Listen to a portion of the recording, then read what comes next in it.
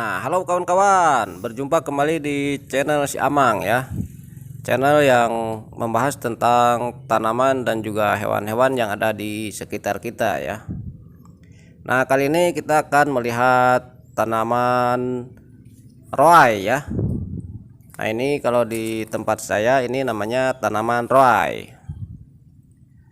Nah, tanaman roai ini tumbuh secara merambat seperti ini ya. Nah, ini merambat terhadap bambu-bambu yang sengaja saya tancapkan di sini ya. Nah, tanaman roai ini bisa tumbuh dengan mudah apalagi kalau di musim hujan seperti ini.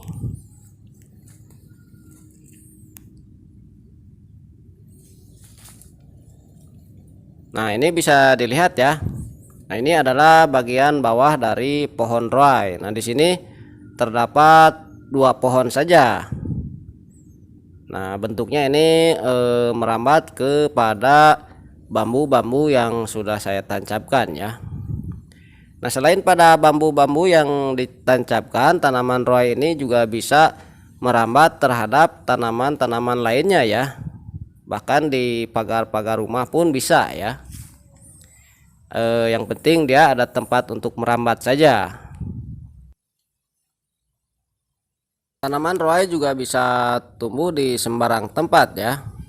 Terkadang-kadang di pagar-pagar seperti di pagar perkebunan, tanaman roai ini bisa tumbuh dengan baik ya. Karena jarang juga orang yang sengaja menanam tanaman roai ini.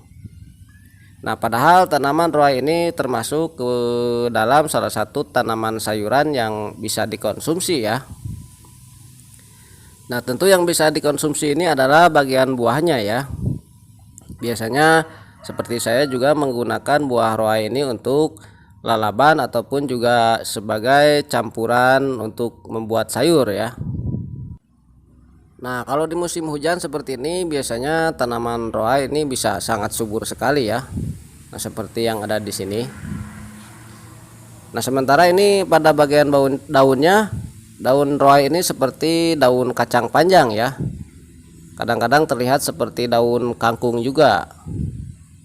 Nah, ini bisa dilihat ya. Daunnya sangat hijau sekali.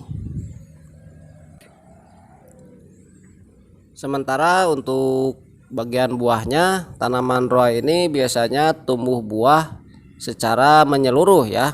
Terkadang-kadang tumbuh di bagian batang bawahnya, terkadang-kadang tumbuh di tengah, dan bahkan ada juga yang di dekat pucuk ya. Karena buahnya ini bisa tumbuh di bagian mana saja, sehingga biasanya ini sangat lebat sekali dengan buah roai ini. Nah, ini juga kemarin baru saya ambil ya, sehingga hanya tinggal menyisakan sedikit saja.